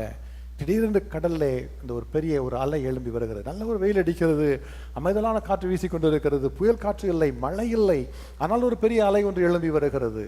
யாருக்கும் அது என்ன என்று புரியவில்லை. திடீர்னு பார்த்த பொழுது அவங்களுக்கு தெரிந்தது அந்த அலை மிகவும் அதிகமாக வேகமாக வளர ஆரம்பித்த உடனே எல்லாம் ஓடலான்னு சொல்லி ஓட ஆரம்பித்தார்கள் கடற்கரையை விட்டு. அவர் தன்னுடைய கையில் 2 பிள்ளைகளை பிடித்து கொண்டு அவர் ஓடுகிறாராம். உள்ளத்திலே ஜெபம், என்னுடைய பிள்ளையை காப்பாற்றுங்கப்பா என்று சொல்லி ஒரே ஜெபத்தில். ஆனால் அவள் போகும் பொழுது ஒரு பெரிய ஒரு 3 பனை உயரத்துக்கு அந்த அலை பெரியதாக வந்து அவர் முன்பாக உள்ள எல்லாரும் சுருட்டி கொண்டு கடற்குள்ளாக இழுத்து சென்றது. கடற்குள்ளாக போகும் பொழுது உள்ளத்தில் நினைக்கிறாராம், பிள்ளைகள் எப்படியா காப்பாற்ற சொல்லி பிடித்து கொண்டு நீந்த முயற்சி செய்கிறார். ஆனால் சற்று நேரத்தில் ஒரு குழந்தையோட கையில் பிரிக்கப்பட்டு போய்விட்டது தண்ணீரில். மறுபடியும் ஜெபித்து கொண்டு இந்த அடுத்த பிள்ளையை பாதுகாத்துக்கொள்ள சொல்லி பிடித்து கொண்டு இருக்கிறார். ஆனால் அந்த பிள்ளையை கைவிட்டு சென்று விட்டது. அவரும் கூட நினைவிழந்து விட்டார். பல நிமிடங்கள் கழித்து, ஒரு அரை மணி நேரத்துக்கு கழித்து அவர் நினைவு திரும்பினார். சுய நினைவு திரும்பின உடனே பார்த்தால் அவர் ஊருக்கு உள்ளே எங்கேயோ அவர் கொண்டு சென்று தண்ணீர் அவரை ஒரு மரங்களுக்கு நடுவிலாக அவரை போட்டிருந்தது. எழுந்து பார்க்கிறார், செற்றிலும் மரண ஓலம். எல்லாரும் தேடுகிறாங்க, என் பிள்ளைகள் எங்கே என்று சொல்லி ஊரெல்லாம் தேடிக்கொண்டு இருக்கிறார்கள். ஒரே அலறல் கூக்குறல். இவரும் எழுந்து ஓடுகிறார், என் பிள்ளைகள் எங்கே போனாங்க, 3 பேரையும் காணலை என்று சொல்லி ஓடுகிறார். எப்படியாவது என் பிள்ளைங்க உயிரோடு இருக்குன்னு சொல்லி இருதத்தில் ஒரு செபம், ஒரு நம்பிக்கை ஓடிக்கொண்டு இருக்கிறார். ஓடி ஓடி கடைசியாக ஒரு குழந்தை கண்டுபிடித்தார், உயிரற்ற சடலமாக. எடுத்துக்கொண்டு வீட்டுக்கு கொண்டு வந்து வைத்தார். மனைவி வீட்டில் தான் இருந்தாங்க, சூடாமணி என்பது அவருடைய பெயர். மறுபடியும் 2 பிள்ளைகளை பார்த்து வருகிறேன்னு சொல்லி பீச்சுக்கு ஓடுகிறார். தேடி தேடி கடைசி அரை மணி நேரம் கழித்து 2வது குழந்தையும் ஒரு உயிரற்ற சடலமாகத்தான் கொண்டு வந்தார் வீட்டுக்கு. எனக்கு இன்னும் ஒரு குழந்தையாவது வைக்கணும் என்று சொல்லி ஒரு ஜெபம். அந்த ஜெபத்தோடு கூட மறுபடியும் ஓடினார். தேடி கடைசியாக 3வது குழந்தையும் உயிரற்ற சடலமாகத்தான் வீட்டுக்கு கொண்டு வந்தார். இந்த மனைவி எப்படி அதிர்ச்சியில உறைந்து போய்விட்டாங்க. அந்த பிள்ளைகளை அடக்கம் பண்ணுவதற்கு உதவி யாரும் இல்லை. ஏன்னா எல்லாருக்கும் உதவி தேவையாக இருக்குது. எல்லா குடும்பத்திலையும் மரணம், எல்லாருக்கும் மரணம், அடக்கம் செய்யணும். யார் பண்ண முடியும்? அவரே தன் கையினாலே 3 குழந்தைகளையும் எடுத்துக்கொண்டு கல்லறை தோட்டத்தை சென்று அவராகவே குழி தோண்டி 3 பிள்ளைகளையும் அவர் புதைத்தார். அப்பொழுது வந்து ஒரு பாஸ்டர் ஜெபம் பண்ண 3 பிள்ளை அடக்கம் செய்து விட்டு வந்தாங்க. அவரும் ஒரு மனைவி பேசி கொண்டாங்களாம், நம்ம மறித்து விடலாம், நாம் தற்கொலை செய்து இறந்து போய் விடலாம், நம்முடைய எல்லா 3 பிள்ளைகளும் போயிட்டாங்களே, என்ன செய்வது என்று சொல்லி. ஆனால் திடீரென்று கர்த்தரோடு பேச ஆரம்பித்தார். வெளியில போய் பாரு என்று சொல்லி வெளியில போய் பார்த்தா அங்கங்க பிள்ளைங்க ஓடிட்டு இருக்காங்க. எங்கள் அப்பாவை காணலை, எங்கள் அம்மாவை காணலை, இறந்துட்டாங்க என்று சொல்லி. 2 சின்ன பையங்க எங்கள் அம்மா இறந்துட்டாங்களே, இறந்து போன அம்மாவுக்கு சடத்திலிருந்து அழுது கொண்டு இருக்கிறாங்களாம். 2 பேரையும் கையை எப்படி வீட்டுக்கு கொண்டு வந்தார். எங்கள் வீட்டில் இருந்து கொள்ளுங்க என்று சொன்னார். கொஞ்சம் நேரத்தில் வெளியே போனார். இன்னும் 2 பிள்ளைங்க நீங்களும் எங்கள் வீட்டுக்கு வாங்க என்று கூட்டி வந்தார். வீட்டுக்கு பெயர் நம்பிக்கை என்று பெயர் வைத்தார்கள். 36 பிள்ளைங்க நீங்கள் பார்க்குறீங்க. இந்த நம்பிக்கை இல்லத்தில் இருக்கிறது இந்த 36 பிள்ளைகள். இன்று நடந்து 14 வருடம் ஆகிவிட்டது. சில பிள்ளைலாம் படித்து நல்ல வேலையில் இருக்கிறாங்க. MBA படித்து முடித்துட்டு நல்ல வேலையில் இருக்கிறாங்க. 36 பிள்ளைகளை கர்த்தர் கொடுத்தார். அவர் சொல்லுகிறார், நான் ஒரு நல்ல தகப்பனா எப்படி இருக்கணும் என்று கற்றுக்கொள்வதற்காக என்னுடைய பிள்ளைகளுடைய உயிரை தியாகமாக அவங்க இறந்து போயிட்டாங்க. நான் அவருடைய மரணத்து மூலமாக நான் ஒரு நல்ல தகப்பனா இருப்பது எப்படி என்று சொல்லி கற்றுக்கொண்டேன் என்று அவர் சொல்லுகிறார். அவர் ஒரு நாளில் சென்று மறுபடியும் அந்த கடற்கரை உட்கார்ந்து ஜெபித்து கொண்டிருந்தாராம். நான் எல்லாற்றையும் விட்டு உண்மை பின்பற்றி வந்தேனே இயேசுவே, ஏன் என்னுடைய பிள்ளைகளை பாதுகாத்துக் கொள்ளவில்லை? ஏன் என்னுடைய பிள்ளைகளை ஏன் நீங்கள் பாதுகாக்கல என்று சொல்லி அப்படி கண்ணீரோடு இருந்த பொழுது இயேசு அவரோட பேச ஆரம்பித்தார். என் மகனே, நீயும் அன்றைக்கு மறித்திருக்க வேண்டியவன் தான், உனக்கு ஞாபகம் இருக்கிறதா என்று சொல்லி ஞாபகப்படுத்தினார். அப்படிதான் யோசித்து பார்த்தார். ஆமாம், நானும் மறித்திருக்கிறேன், எப்படி நான் உயிரோடு இருக்கிறேன் என்று சொல்லி யோசித்தார். இயேசு சொன்னார், உன்னை காப்பாற்றின நான் உன்னோட பிள்ளைகளை காப்பாற்ற முடியாதான்? நிச்சயமாக காப்பாற்ற முடியும். அப்படின்னால் ஏன் காப்பாற்றவில்லை? அப்பொழுது கர்த்தருக்கு ஒரு வசனத்தை ஞாபகப்படுத்தினார். நான் தேசத்தை அழிக்காதபடிக்கு சுவரை அடைக்கவும் திறப்பில் நிற்கவும் தக்கதாக ஒரு மனிதனை தேடினேன், ஒருவனையும் காணேன் என்று சொல்லி. எனக்கு மிகவும் பிரியமான தகப்பன்மார்களே, இன்றைக்கு நீங்கள் யோசித்து பாருங்க. நீங்கள் நல்ல தகப்பனாக இருக்கணும்னா ஜெபிக்கணும், கர்த்தருக்கு முன்பாக ஜெபிக்கணும். நீங்கள் ஜெபிக்கும் பொழுது அவர் உங்களை அன்போடு அணைத்துக் கொள்ளுகிற தேவன். நீங்கள் உங்களுக்காக மாத்திரமல்ல, மற்ற தகப்பன்மாருக்காக ஜெபிங்க. இந்த தேசத்தில் இருக்கிற எத்தனையோ குடும்பங்கள் இருக்காங்க, எல்லாருக்காகவும் ஜெபிங்க. அப்படி ஜெபிக்கும் பொழுது கர்த்தர் உங்களை ஆசீர்வதிப்பார். புருஷர்கள் கோபமும் தர்க்கமும் இல்லாமல் பரிசுத்தமான கைகளை உயர்த்தி எல்லா இடத்துலையும் ஜெபம் பண்ண வேண்டும் என்று விரும்புகிறேன் என்று சொல்லி வேதம் சொல்லுகிறது. ஜெபிக்கும் பொழுது ஏதோ ஆர்கியூ பண்ணிட்டு வந்து ஜெபம் பண்ணாதீங்க, கோபத்தோடு ஜெபம் பண்ணாதிருங்கள்.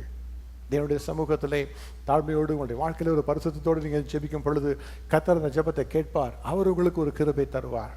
அதுதான் இன்றைக்கு தகப்பன்மார் மேல் விழுந்த 2வது ஒரு கடமை. 1வது கடமை கர்த்தர் சொல்லுகிறார், உங்களுடைய பிள்ளைகள் மேலே கோபப்படாதபடிக்கு அவருடைய கர்த்தருக்கேற்ற போதனையிலும் சிக்ஷையிலும் வளர்க்கணும். 2வது, எல்லா இடத்திலையும் கோபமும் தர்க்கமும் இல்லாமல் பரிசுத்தமான கைகளை உயர்த்தி ஜெபிக்க வேண்டும். 3வதாக ஒரு காரியத்தை உங்களோடு சொல்லி நான் முடிக்க விரும்புகிறேன். லூக்கா எழுதின சுவிசேஷம் 15வது அதிகாரத்திலே இயேசு கிறிஸ்து ஒரு உவமையை சொல்லுகிறார். அந்த உவமையில் அவர் சொல்லுகிறார், ஒரு மனிதனுக்கு 2 குமாரர் இருந்தார், 2 பிள்ளைகள் இருந்தாங்க, 2 மகன்கள்.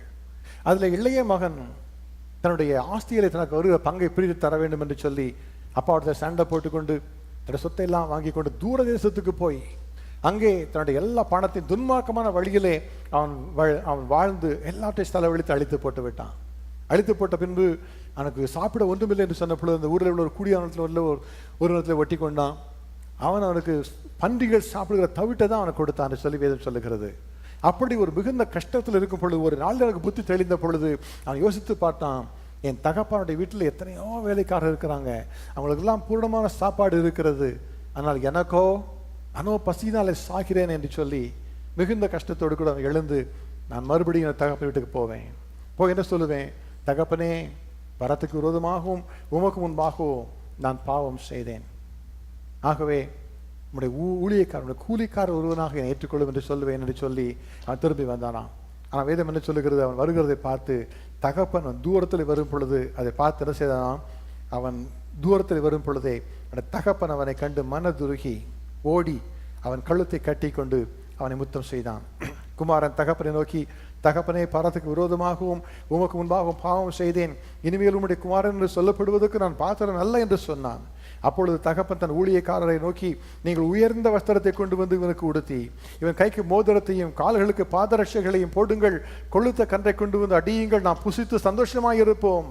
என் குமாரனாகிய இவன் மரித்தான், திரும்பவும் உயிர்த்தான், காணாமற் போனான், திரும்பவும் காணப்பட்டான் என்று சொன்னான். அப்படி எல்லாரும் சந்தோஷப்பட ஆரம்பித்தார்கள். இன்றைக்கு பரம தகப்பனை படித்தான் இன்றைக்கு அநேகரை குறித்து காத்துக்கொண்டே இருக்கிறார். உங்களுடைய சிலர் கர்த்தருக்கு தூரமாக வந்திருக்கிறீங்க, தகப்பனிட்டு தூரமாக வந்திருக்கிறீங்க. இன்றைக்கு தேவன் உங்களோடு கூட பேசி கொண்டு இருக்கிறார். மறுபடியும் நான் எழுந்து என் தகப்பனிடத்துக்கு போவேன் என்று சொல்லி நீங்கள் வரும் பொழுது அவர்களை அணைத்துக் கொள்வதற்கு ஆசையாக இருக்கிறார், மிகுந்த ஆவலாக இருக்கிறார். சிலருடைய வாழ்க்கையில் உங்களுடைய இந்த பூமிக்குரிய தகப்பனோடு கூட சண்டை, வீட்டில் அப்பாவோட சொத்து சண்டை போட்டுட்டு நீங்கள் தேவனோட சமூகத்தில் உட்கார முடியாது. தகப்பன்மாருக்கு ஆதரவாக இல்லாமல் நீங்கள் தேவனோட சமூகத்தில் உட்கார முடியாது. அது உங்களுடைய சொந்த தகப்பனாக இருக்கலாம், உங்களோட மாமனாராக இருக்கலாம், தேவன் உங்களோடு கூட பேசி கொண்டு இருக்கிறார். வீட்டில் எல்லாம் பல சண்டைகளை போட்டுக்கொண்டு கர்த்தருக்கு முன்பாக என்னை ஆசீர்வதிங்கன்னு சொன்னால் அவர் ஆசீர்வதிக்கவே முடியாது. அதான் வேதம் சொல்லுகிறது, இந்த இளைய குமாரன் பெற்றோரெல்லாம் துக்கப்படுத்திட்டான், வீட்டெல்லாம் விட்டுட்டான், தனக்குரிய சொத்தெல்லாம் வாங்கிட்டான், அவன் ஓடி போயிட்டான், எல்லாத்தையும் வீணான விதத்தில் வேசிகளத்தில் அவன் தன்னுடைய ஆஸ்திகளெல்லாம் செலவழித்து போட்டான் என்று வேதம் சொல்லுகிறது. இப்பொழுது அவன் திரும்ப வருகிறான். முழுமையாய் போனவன் வெறுமையாய் திரும்பி வருகிறான். வாசனை திரவியங்களோடு போனவன் பன்றியின் நாட்டத்தோடு திரும்ப வருகிறான். நன்றாக தலையை வாரிக்கொண்டு சென்றவன் தலையெல்லாம் கிழிந்து கந்தலான சட்டையோடு கூட அவன் வருகிறான். கால்களிலே பாதரட்சைகளை விலகி வந்த பாதரட்சை அணிந்து கொண்டு போனவன் வெறும் காலோடு கூட நடந்து வருகிறான். அதை தகவன் பார்த்த உடனே அவனுக்கு அடையாளம் கண்டு கொண்டார். அவன் மனதுருகினார். ஓடி அவனுடைய கழுத்தை கட்டி கொண்டு, என் குமாரனாகி அவன் மரித்தான், மறுபடியும் உயிர்த்தான், காணாமற் போனான், மறுபடியும் காணப்பட்டான் என்று சொல்லி அங்கே சந்தோஷப்பட்டாங்களாம். இன்றைக்கு அப்படியான சந்தோஷத்தை கர்த்தர் உங்களுக்காக வைத்திருக்கிறார். திரும்பி வரும் பொழுது ஒருவேளை உங்களுடைய குடும்பத்தை சண்டை இருக்குன்னு சொன்னால், இன்றைக்கு நான் தேவனுக்கு முன்பாக சமாதானமாக சொல்லி ஒப்புரவாக சொல்லி நீங்கள் அர்ப்பணித்துக் கொள்ளுங்க. அப்பொழுது கர்த்தர் உங்களை ஆசீர்வதிப்பார். நம்ம எல்லாம் எழுந்து நின்று ஒரு சில நிமிட நேரங்கள் ஜெபிக்க போகிறோம். எல்லாம் எழுந்து இருக்கலாம். தேவன் இன்றைக்கு நம்மோடு கூட பேசி இருக்கிற காரியம் என்ன என்று சொன்னால், அவர் நம்மை ஆசீர்வதிக்கிற தேவன். அவர் ஒரு பரலோக தேவன், பரலோக தகப்பன். இன்றைக்கு நம்ம எல்லாரையும் ஆசீர்வதிக்கும்படியாக அவர் அழைத்து வந்திருக்கிறார். வேதம் என்ன சொல்லுகிறது தேவனை குறித்து? கர்த்தர் மோசையை பார்த்து சொல்லுகிறார், கர்த்தர் இரக்கமும் கிருபையும் நீடிய சாந்தமும் மகா தயவும் சத்தியமும் உள்ள தேவன், 1000 தலைமுறைகளுக்கு இரக்கத்தை காக்கிறவர், அக்கிரமத்தையும் மீறுதலையும் பாவத்தையும் மன்னிக்கிறவர், குற்றவாளியை குற்றமற்றவனாக விடாமல் பிதாக்கள் செய்த அக்கிரமத்தை பிள்ளைகளிடத்தில் 3ஆம் 4ஆம் தலைமுறை மட்டும் விசாரிக்கிறவர் என்று சொல்லி கர்த்தர் தன்னை குறித்து சொன்னாராம். எனக்கு மிகவும் பிரியமானவர்களே, நீங்கள் செய்கிற ஒவ்வொரு பாவத்தையும் உங்களுடைய பிள்ளைகளிடத்தில் 3ஆம் 4ஆம் தலைமுறை மட்டும் அவர் விசாரிக்கிறவராக இருக்கிறாராம். நீங்கள் பாவம் செய்தீங்கன்னா உங்களுடைய பிள்ளைகளுக்கு ஒரு சாபமாக மாறும், அவருடைய பிள்ளைகளுக்கு சாபமாக மாறும், அவருடைய பிள்ளைகளுக்கு சாபமாக மாறும். நீங்கள் இன்றைக்கு தெய்வமாக தகப்பனாக நின்று கொண்டிருக்கிறீங்க. ஆனால் நீங்கள் கர்த்தரிடத்தில் அன்பு கூறும் பொழுது, நீங்கள் அவரை ஏற்றுக்கொள்ளும் பொழுது, நீங்கள் அவருக்குள்ளாக வரும் பொழுது அவர் என்ன செய்வா தெரியுமா? உங்களுக்கு 1000 தலைமுறை மட்டுமாக இரக்கத்தை தருகிறேன் என்று அவர் சொல்லுகிறார். தகப்பன்மாராக பெற்றோராக நாம் நின்று தேவாதிக்கு முன்பாக உடன்படிக்கை செய்ய போகிறோம். எல்லாரும் கண்களை மூடிக்கொள்ளலாம். கண்களை மூடி தேவனுக்கு முன்பாக கரங்களை கூப்பி நீங்கள் ஜெபிக்க ஆரம்பிங்க. அவர் இன்றைக்கு உங்களோடு கூட அசைவாடி கொண்டிருக்கிற கர்த்தர், இன்றைக்கு அவர்களோடு கூட பேசி கொண்டிருக்கிறவர். அவர் சொல்லுகிறார், என் மகனே நான் உன்னுடைய தகப்பன் என்று அவர் சொல்லுகிறார். என் மகளை நான் உன்னுடைய தகப்பன் என்று சொல்லி உங்களை கூட பார்த்து அவர் சொல்லுகிறார். இன்றைக்கு கூட அவருக்கு விரோதமாக நீ செய்திருக்கிற எல்லாவற்றையும் அறிக்கையிட்டு, தகப்பனே என்னை மன்னியுங்க என்று சொல்லுங்க. நீங்கள் மன்னிப்புக்காக நீங்கள் கெஞ்சும் பொழுது அவர் உங்களுக்கு கிருபை தருவார். அவர் உங்களை ஆசீர்வதிக்கிற தேவன், அவர் உங்களை தேற்றுகிற கர்த்தர், அவர் ஒரு நல்ல ஒரு தகப்பனை போல நடத்துகிற தேவன், நல்ல ஒரு தாயை போல உங்களை நேசிக்கிற கர்த்தர். அதற்காக தான் இன்றைக்கு உங்களை அழைத்து வந்திருக்கிறார். ஹல்லேலூயா. எல்லாரும் கண்களை மூடலாம். அவருடைய அன்பை நினைத்து பாருங்கள். உங்களுக்காக கல்வாரி சிலுவையில் ஜீவனை கொடுத்தாரே, அந்த அன்பை நினைத்து பாருங்கள். அவர் இன்றைக்கு உங்களை தான் தேடி வந்திருக்கிறார். என் மகன் திரும்ப வருகிற நாள் என்று சொல்லி உங்களை தேடி வந்திருக்கிறார். என்னுடைய மகள் திரும்ப வருகிற நாள் என்று சொல்லி உங்களை தேடி அவர் வந்திருக்கிறார். நான் உனக்கு ஒரு தாயாக இருப்பேன், உன்னுடைய பலவீனத்தில் நான் உனக்கு பலத்தை தருவேன், என்னுடைய கிருபை உனக்கு தருவேன், உன் பலவீனத்தில் என் பலத்தை உனக்கு தருவேன், நான் உன்னோடு கூட வருவேன் என்று சொல்லி இன்றைக்கு உங்களோடு கூட பேசிக் கொண்டிருக்கிறார். ஒருவேளை நீங்கள் யோசிக்கலாம், எத்தனையோ பல காரியங்கள் பலவீனத்தை செய்திருக்கிறேனே, பல தவறுகளை செய்திருக்கிறேன் என்று சொல்லி யோசிக்கலாம். ஆனால் அவர் சொல்லுகிறார், நான் உனக்கு கிருபை தருகிறவர் என்று அவர் சொல்லுகிறார். நான் உன்னை புரிந்து கொள்ளுகிறேன் மகனே, நான் உன்னை புரிந்து கொள்ளுகிறேன் மகளே என்று சொல்லி அவர் உங்களை தேற்றுகிறார். அவர் அன்புள்ள தகப்பன். அவர் இன்னைக்கு உங்களோடு கூட பேசிக் கொண்டிருக்கிறார். எல்லாரும் கண்களை மூடி அவரை பார்த்து ஜெபிக்க ஆரம்பிக்கலாம். பலவீன நேரம் என் கிருபை உனக்கு போதும், உன் பலவீனத்தில் பலன் தருவேன் என்றீர். பலவீன நேரம் என் கிருபை உனக்கு போதும், உன் பலவீனத்தில் என் பலன் தருவேன் என்றீர். நிழல் போல என் வாழ்வில் வருபவரே, விலகாமல் துணை நின்று காப்பவரே. நிழல் போல என் வாழ்வில் வருபவரே, விலகாமல் துணை நின்று காப்பவரே. நீ போதும் என் வாழ்விலே, ஏசையா நீ போதும் என் வாழ்விலே. பலவீன நேரம் என் கிருபை உனக்கு போதும், உன் பலவீனத்தில் என் பலன் தருவேன் என்றீர். பலவீன நேரம் என் கிருபை உனக்கு போதும், உன் பலவீனத்தில் என் பலன் தருவேன் என்றீர். நிழல் போல என் வாழ்வில் வருபவரே, விலகாமல் துணை நின்று காப்பவரே, நீர் போதும் என் வாழ்விலே. ஏசையா நீர் போதும் என் வாழ்விலே. தாய் போல பாசம், தந்தை போல நேசம், ஒரு தோழன் போல புரிந்து கொண்ட என் ஏசையா. தாய் போல பாசம், ஒரு தந்தை போல நேசம், ஒரு தோழன் போல புரிந்து கொண்ட என் ஏசையா.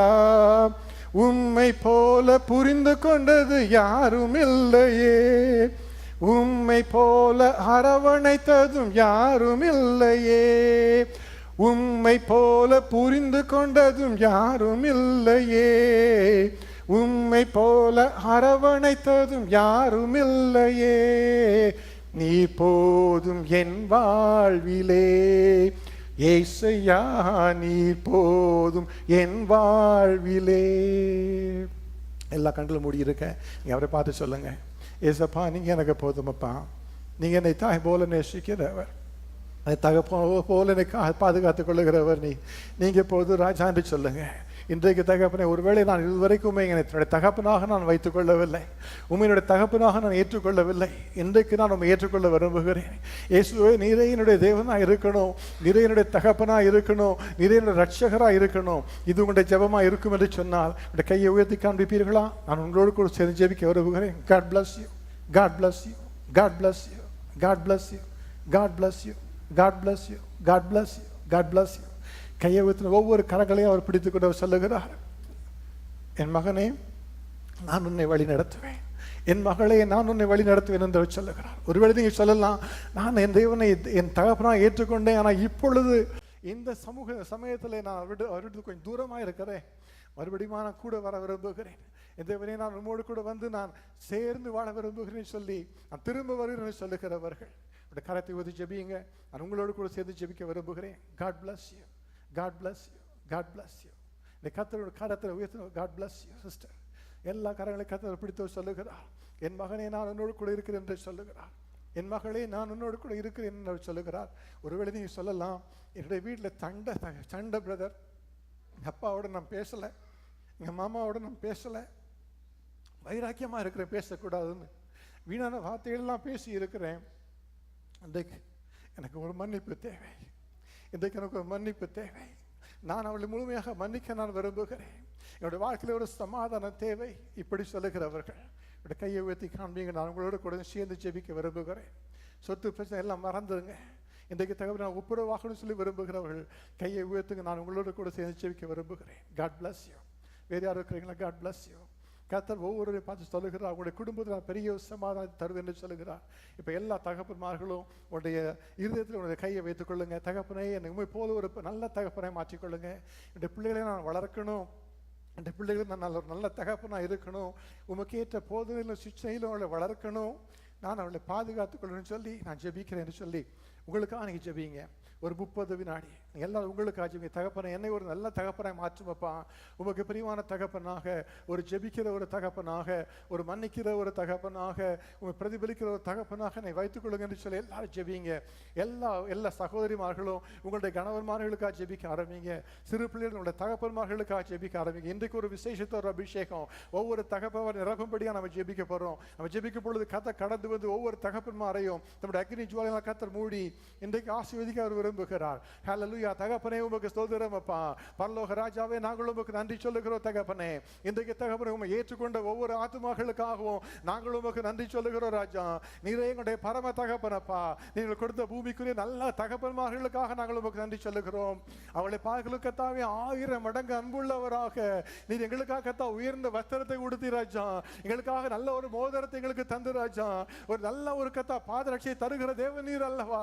உம்மை தேடி வந்திருக்கிற பிள்ளைகளை இன்றைக்கு நீர் அணைத்துக் கொள்ளுவீராக. அவருடைய வாழ்க்கையில் உங்களுடைய அன்பை நீர் காண்பிப்பீராக ராஜா. இன்றைக்கு தேவாதி தேவன் செய்கிறதற்காக உமக்கு ஸ்தோத்திரம் தகப்பனே. வாழ்க்கையில் பெரிய ஒரு சமாதானம் உண்டாகட்டும், ஒரு சந்தோஷம் உண்டாகட்டும் தகப்பனே. உம்முடைய திரும்பி வந்தவுடைய பிள்ளைகளை கத்த மூடிக்கொள்ளுவீராக. இனி உம்மை விட்டு விலகாது இருக்கும்படியாக எப்பொழுது கத்தோடு நடக்கிற ஒரு கிருபை ஒவ்வொருவருக்கும் தருவீராக ராஜா. என் பரலோக தேவனுடைய அன்பை ருசித்து கத்தாவே வளர்ந்து கொள்கிற ஒரு கிருபை ஒவ்வொருவருக்கும் நீ தருவீராக தகப்பனே. இதை அப்படி செய்கிறதற்காக உமக்கு ஸ்தோத்திரம். கத்த செய்கிறதற்காக உமக்கு நன்றி ராஜா. இப்பொழுது கத்தாங்க இருக்கிற ஒவ்வொரு தகப்பன்மாருக்காக நான் ஜெபிக்கிறேன். ஒவ்வொருவரை கத்தாவே இப்பொழுது ஒரு விசேஷித்த அபிஷேகத்தினை தருவீராக. பிள்ளைகளை வளர்க்கிற ஞானத்தினை தருவீராக ராஜா. அப்பா தன்னுடைய மனைவியோடு கத்தா வாழும் பொழுது கத்தாவே குடும்பத்திலே சமாதானத்தை காத்துக்கொள்கிற கிருபையை ஒவ்வொரு தகப்பன்மாருக்கும் நீ தருவீராக ராஜா. தேவனுடைய சமூகத்தில் ஜெபிக்கிற ஒரு பிரதான ஆசாரியனுக்கு ஒரு அபிஷேகத்தை கத்தாவே ஒவ்வொரு தகப்பனுக்கும் இன்றைக்கு நீ தருவீராக ராஜா. அவருடைய கரங்களை கத்த பலப்படுத்தி வேலைகளிலே அவளை ஆசீர்வதிப்பீராக. இன்றைக்கு அவள் உண்மை தேடி வந்தபடியினாலே அவருடைய வாழ்க்கையில் உள்ள ஆசீர்வாதங்கள் எல்லாத்தையும் கத்த தருவீராக ராஜா. ஆபிரகாமுக்கு கொடுத்த ஒரு ஆசீர்வாதம் தகப்பனே, நான் உன்னை ஆசீர்வதித்து உன் பேரை பெருமைப்படுத்துவேன், நீ ஆசீர்வாதமாக இருப்பாய். உன்னை ஆசீர்வதிக்கிறவர்களை ஆசீர்வதிப்பேன், உன்னை சபிக்கிறவர்களை சபிப்பேன். பூமியில் உள்ள எல்லா வம்சங்களும் உனக்கு முன்பாக ஆசீர்வதிக்கப்படும், நீ ஆசீர்வாதமாக இருப்பாய் என்ற வார்த்தையின்படியாக உடைய பிள்ளைகள் ஒவ்வொருவரையும் ஆசீர்வதிப்பீராக ராஜா.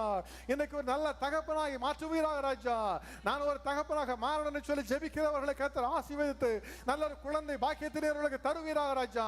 அப்படிப்பட்ட தேவையோடு இருக்கிற குடும்பங்களை கர்த்தர் அவர்களை ஆசீர்வதிப்பீராக. இன்றைக்கு நீ செய்கிறதற்காக உமக்கு ஸ்தோத்திரம், உமக்கு நன்றி.